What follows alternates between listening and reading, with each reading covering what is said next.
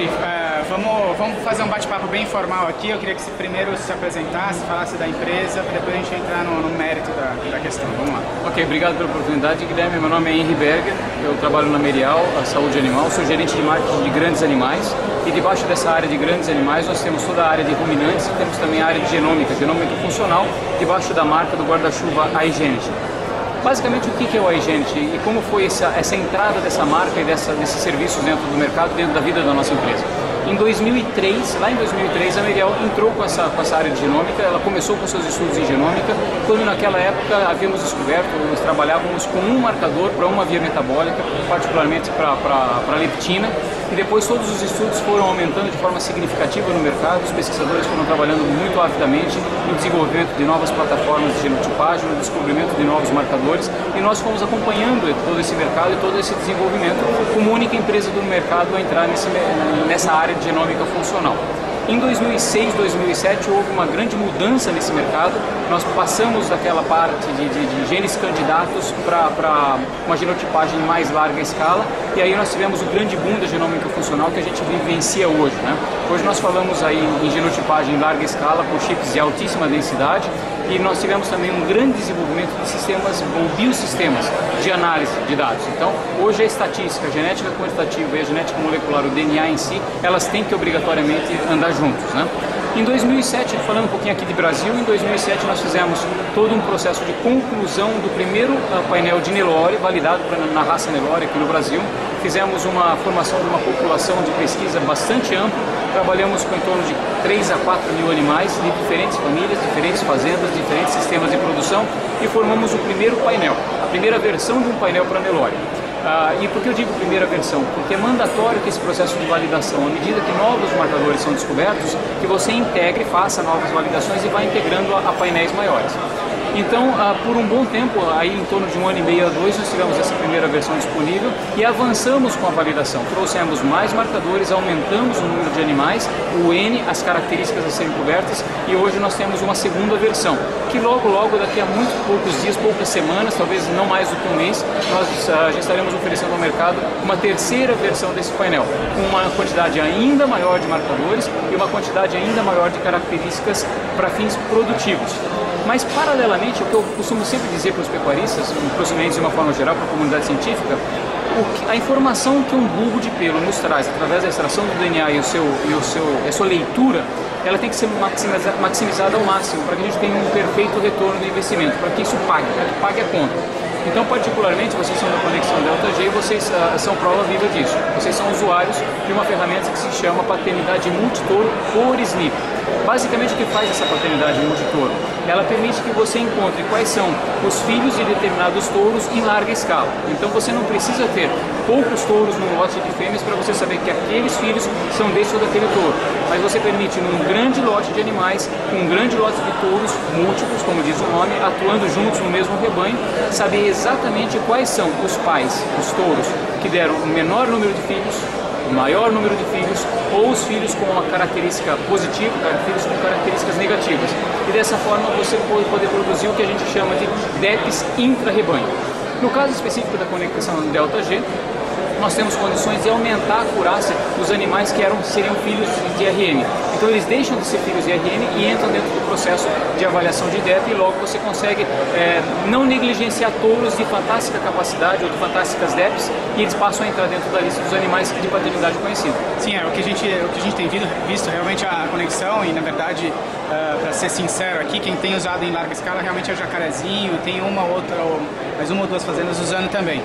E o que a gente viu e que nos surpreendeu e foi muito interessante nessa história da paternidade foi que começaram a aparecer touros que estavam top de sumário, top de sumário. Tem touro, acho que era para ser um RM, que hoje é quinto ou sexto do sumário. E isso é uma coisa importantíssima e bacana para citar aqui. Quem está aqui comigo também é o Cassiano, que trabalha com a gente aqui na Conexão também, ele tem uma colocação a fazer.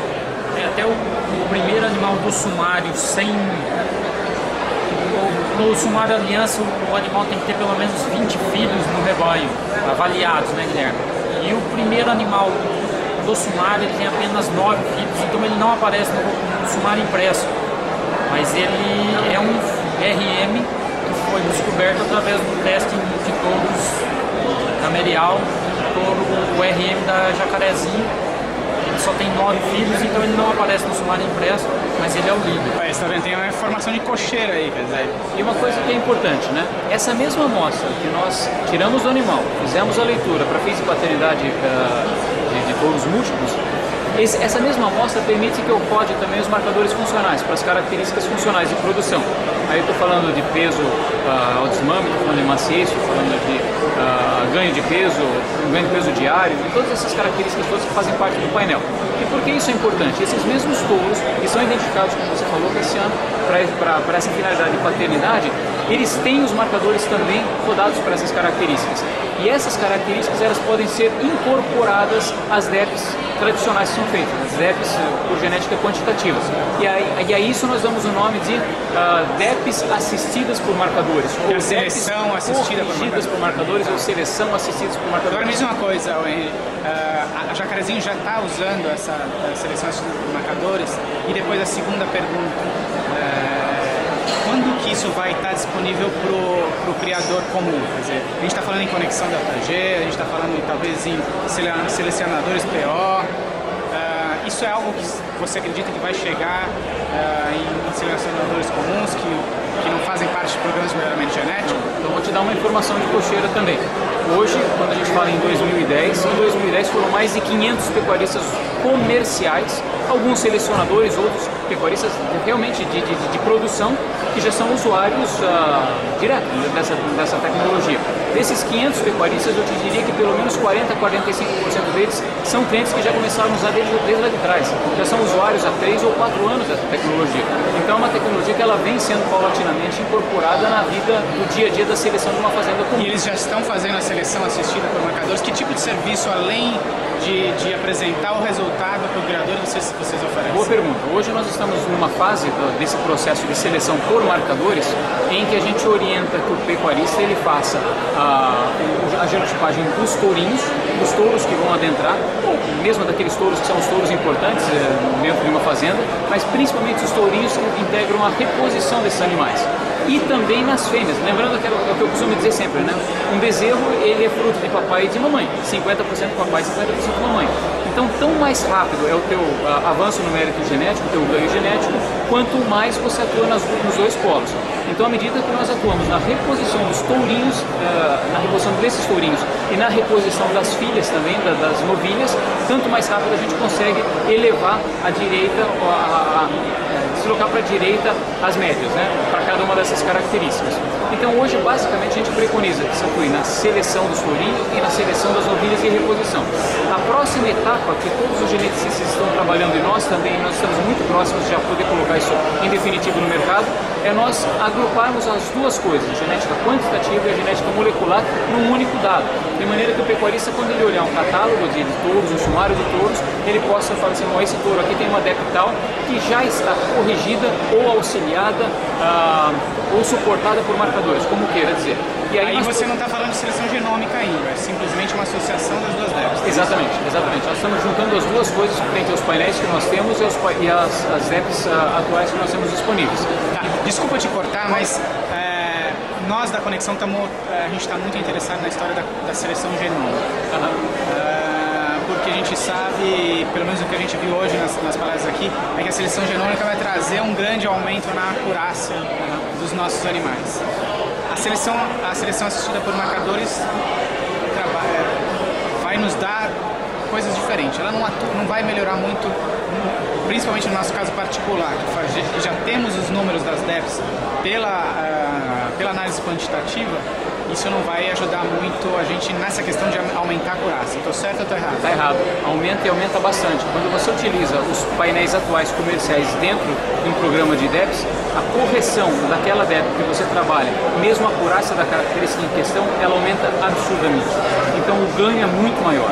Então, à medida que você tem mais acurácia, você tem uma correção mais correta, você consegue fazer um processo mais eficiente de seleção. Agora, tocando no teu assunto, é uma pergunta bastante importante. O que é seleção assistida por marcadores e o que é seleção genômica? Quando nós falamos de seleção genômica, nós estamos dizendo da introdução de chips de alta densidade, nós estamos falando de 3, 50, 700, 800 mil marcadores para um único animal. Só que tem um paradigma que precisa ser quebrado. Hoje todas as pesquisas têm mostrado que a curva ela tem um platô de atingimento. O que eu quero dizer com isso? À medida que você vai aumentando o número de marcadores dentro de um chip, você vai aumentando a correlação entre a parte quantitativa e a parte molecular. Ou, em outras palavras, o quanto que você explica mais ou menos a variação fenotípica de uma característica. Só que existe um limite. E esse limite a gente já sabe que quando você tem 2 marcadores e você parte para 10, ele explica muito mais. De 10 para 100 explica muito mais. De 100 para 400, muito mais. De 400 para 1000, nem tanto. De 1000 para 3000, muito pouco. De 3000 para 50 mil, muito pouco. E isso é o que? O de 50K, o de 700K? Hoje, os 50K, os 700K, os 800K, eles têm muito mais, na nossa concepção técnica, uma função de descobrimento de novos marcadores que se ajustam do que a efetividade de um painel comercial para o produtor comum, produtor que nos ouve, produtor que nos assiste, com relação a como eu vou utilizar na minha fazenda. Então, na verdade, as estratégias vão, eu vou fazer um screening, como a gente diz, uma triagem de touros influentes, de populações de pesquisa, com painéis de alta densidade, como de 500, 700, 800. A partir daí eu faço uma regressão para um número de genes, um número de marcadores que devem ou não integrar o meu painel comercial, e a partir desse painel comercial eu derivo para um painel pequeno, por exemplo, de 380, 400 marcadores, que eles têm uma explicação muito alta da variação fenotípica e é aquele que é acessível comercialmente para o produtor. Tá bom, agradeço muito, acho que foi muito esclarecedor. Você teria mais alguma coisa a falar? Acho que da minha parte. Eu acho que, Guilherme, de novo agradeço a oportunidade e para quem nos assiste, eu acho que a grande mensagem é de que esse é um caminho sem volta. Sob o ponto de vista de seleção, quando a gente olha a contribuição imensa que a genética quantitativa trouxe para o mercado pecuário, nós estamos agora numa outra fase que é de ter toda essa contribuição da genética quantitativa sendo auxiliada, sendo ajudada pela genética molecular. E aí nos permite, por exemplo, no caso que a gente vivencia hoje, que cada vez mais o produtor brasileiro, ou o Brasil de uma forma geral, ou o mundo de uma forma geral, precisa de eficiência produtiva. A gente precisa produzir mais, em menos área, com sustentabilidade. E você não consegue isso sem a adoção de tecnologia. E a tecnologia nos leva à eficiência produtiva. Eu acho que essa é a grande equação das coisas. E nós todos estamos, indústria, cientistas, pecuaristas, todos nós fazemos parte desse elo da cadeia, estamos trabalhando nisso e isso é uma coisa que nos satisfaz muito. Muito obrigado. Eu agradeço muito e espero que o pessoal tenha clareado um pouco a cabeça do pessoal. Estamos à disposição. Obrigado. Obrigado.